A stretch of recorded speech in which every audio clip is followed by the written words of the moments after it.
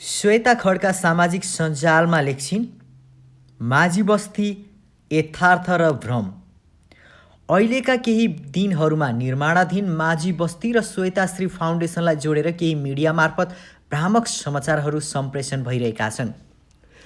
श्वेताले माझी बस्तीबाट हात झिकिन् शीर्षकका ती भ्रामक समाचारहरूसँगै माझी बस्तीका केही व्यक्तिहरूसँग लिएको अन्तर्वार्तालाई एडिट गरेर एकीकृत बस्ती निर्माणको परियोजनालाई नै असर पर्ने खालका नकारात्मक सूचनाहरू सम्प्रेषित भइरहेका छन्। यसरी प्रकाशित र प्रसारित यी समाचारहरूको सत्यता र यथार्थलाई यहाँहरू सामु स्पष्ट पार्न चाहन्छु।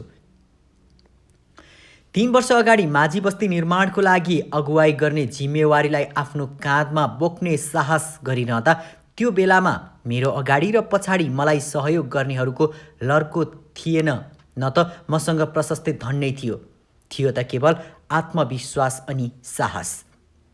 भूकम्पले छेदविच्छेद भएको माझी बस्तीलाई सम्बन्धित सरकारी निकायहरू लगायत मनकारी दाताहरूसँग जोडिदिने एउटा कडीको रूपमा आफूले भूमिका निर्वाह गर्न सके मात्र पनि एउटा शान्त र स्वर्गीय बस्ती ठडिन सक्छ भन्ने आत्मविश्वासले गजगच्याएको थियो मलाई।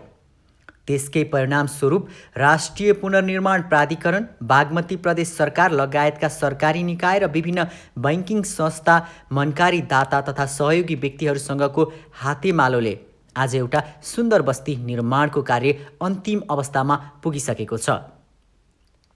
भूकम्पले भताभुङ्ग बनाएको उदास र उदेक लाग्दो यो अवस्थाबाट एउटा सुन्दर, शान्त र मनमोहक बस्तीको रूपमा यो बस्तीले आफ्नो स्वरूप धारणा गरिसक्दाको अन्तिम अवस्थामा आएर श्वेताले माझी बस्तीबाट हात उठाइन् भन्ने भ्रामक समाचार आउनु आफैमा हास्यास्पद छ।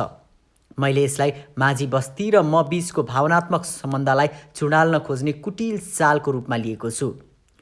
माझी बस्तीभित्रका केही व्यक्तिहरूलाई क्यामेरा अगाडि उभ्याएर श्वेताले भूकम्पबाट ढलेको बस्तीलाई उठाएर महापाप गरिछ भन्ने सन्देश प्रवाह गर्न खोजिरहनुलाई मैले अनौठो रूपमा लिएकी छैन, किनकि राम्रो भित्र नराम्रो खोतल्ने हाम्रो संस्कार नै हो। 53 घरधुरीभित्र बस्ने 322 जना जनसङ्ख्या मध्येबाट केही सीमित व्यक्तिलाई क्यामेरा अगाडि उभ्याएर मलाई दोषी साबित गर्न खोजिँदै गरेको सत्यलाई मैले बुझेकी छु। माझी बस्तीभित्रै रहेर पनि बस्ती निर्माणको कार्यमा असहयोग गर्ने, विभिन्न कृत्रिम समस्याहरू खडा गरेर अगुवा युवाहरूलाई हतोत्साहित गर्ने अनि टोलका सबै मान्छेले मेहनतको पसिना चुहाउँदै गर्दा इँटाको एउटा टुक्रा समेत नबोक्ने 2-4 व्यक्तिलाई छानी छानी अन्तर्वार्ता लिएर एकीकृत बस्ती विकासको कार्यलाई थकाउने, गलाउने र असफल बनाउने प्रयासहरू हुँदैछन्। यसलाई माझी टोलका अधिकांश व्यक्तिहरूले पनि राम्ररी बुझेका छन्। नपत्याए बस्ती निर्माणको काममा अहोरात्र खटिने स्थानीय युवाहरूको जमातलाई सोध्दा हुन्छ।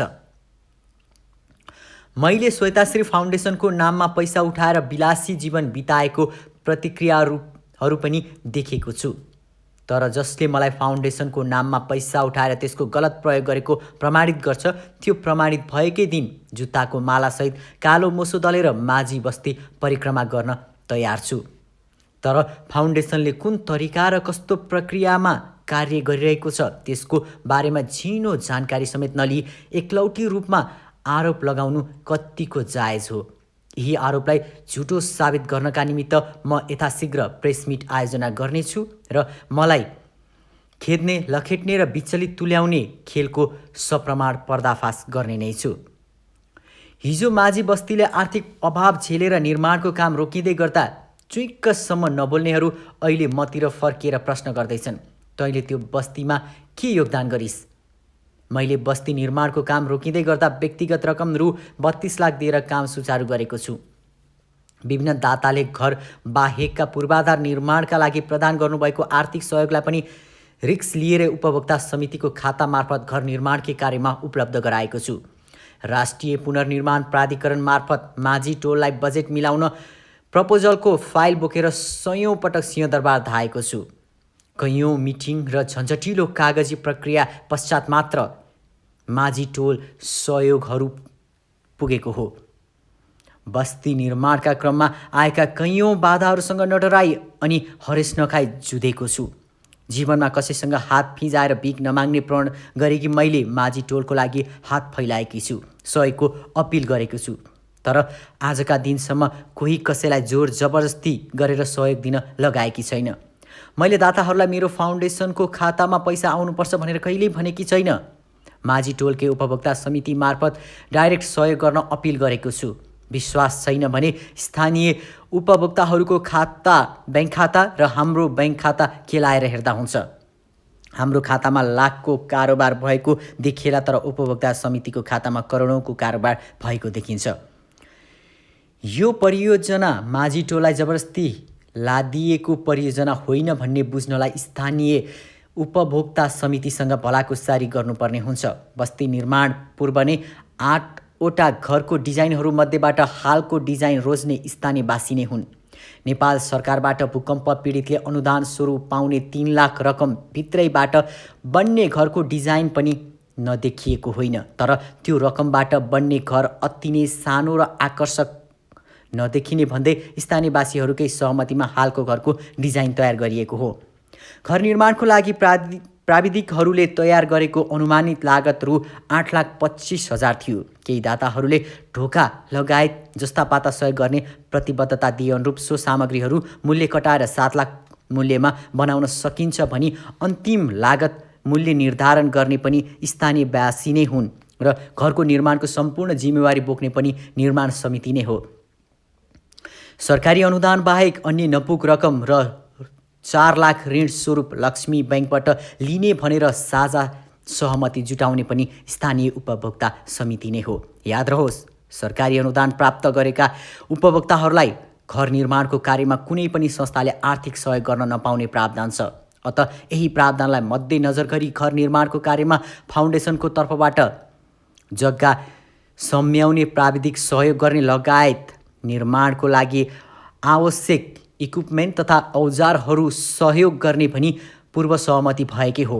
घर बाहेकका नयाँ पूर्वाधारहरू जस्तै बाटो, नाला, सामुदायिक भवन, बाल बगैँचा, स्वागतद्वार, वाटर फाउन्टेन र सेफ्टी ट्याङ्की निर्माणको कार्यमा भने स्थानीय जनताको आर्थिक सहयोग नलाग्ने गरी श्वेताश्री फाउन्डेसनले विभिन्न निकायहरूसँग आवश्यक समन्वय गर्दै स्रोत जुटाउने भन्ने कुरामा सहमति जुटेकै हो।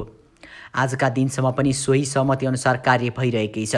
अत घर निर्माणको पाटोमा 4 लाख ऋण बोक्नुपर्छ भन्ने थाहा भएर बस्ती निर्माणको लागि तयार हुने 53 परिवार मध्येका केही व्यक्तिले अहिले आएर आफूलाई नयाँ घर घाँडो भएको भन्नु कतिसम्मको जायज हो? सार्वजनिक निजी साझेदारी, पब्लिक प्राइभेट पार्टनरसिप मोडालिटी अनुरूप जनताको पनि लगानी रहने गरी तयार गरिएको एकीकृत बस्ती विकासको यो मोडल दिगो विकासको सफल मोडल पनि हो।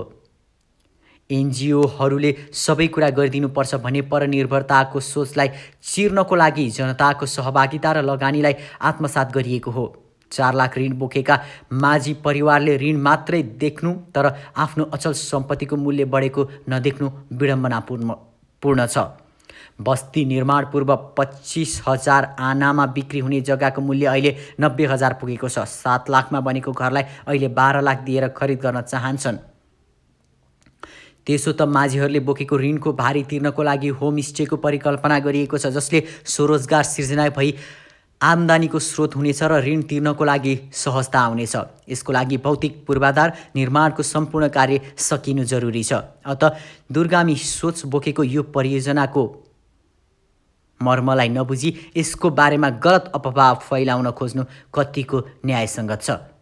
यतिखेर माझी टोलमा इँटा र सिमेन्ट जडित भौतिक पूर्वाधारहरू मात्र बनेका छैनन्। बस्ती बन्दै गर्दा मानसिक रूपमा र पनि सशक्त बन्दै गएका स्थानीयवासीहरूले आफूमा आएको मानसिक र बौद्धिक विकासको मूल्याङ्कन गर्नुपर्ने हुन्छ। बनाएको घर भत्किन्छ तर मानसिक सशक्तिकरण कहिले भत्किँदैन। अत बन्दै गरेको माझी बस्तीलाई सम्मान गर्नु मेरो धर्म अनि कर्म हो। मैले अपिल गरेको आर्थिक सहयोग नजुटे पनि त्यो बस्तीलाई सम्पन्न गर्ने मेरो जिम्मेवारी हो। म मेरो जिम्मेवारीबाट विमुख हुने छैन। माझी टोलबाट हात झिकी भन्नेहरूलाई म एउटै सन्देश प्रवाह गर्न चाहन्छु। जबसम्म मेरो श्वास चलिरहन्छ, माझी बस्ती मेरो मन मस्तिष्कबाट हट्ने छैन। मेरो अन्तिम इच्छा, म मर्दा मेरो लासको चिता पनि माझी बस्तीको आँगनमा रहेको इन्द्रावती बगरमा बनाइयोस् र मेरो अन्त्येष्टि त्यहीँ गरियोस्। उही तपाईँकी छोरी चेली श्वेता खड्का। श्वेताले यो फेसबुकमा लेखेको स्ट्याटस हो। यो सँगै यस्ता फोटोहरू पनि उनले पोस्ट गरेकी छिन्। माझी बस्तीको यो फोटोहरू उनले पोस्ट गरेकी हुन् सामाजिक सञ्जालमा। तपाईँ के भन्नुहुन्छ श्वेता खड्का, जसको अहिले पछिल्लो समय विभिन्न चर्चा आलोचना भइरहेको छ यही माझी बस्तीलाई लिएर? तपाईँ जे भन्नुहुन्छ जस्ताको त्यस्तै आफ्नो अमूल्य प्रतिक्रिया दिन नबिर्सिनुहोला। आजको लागि हामी यो प्रसङ्गबाट बिदा हुने अनुमति चाहन्छौँ। हस्त नमस्कार।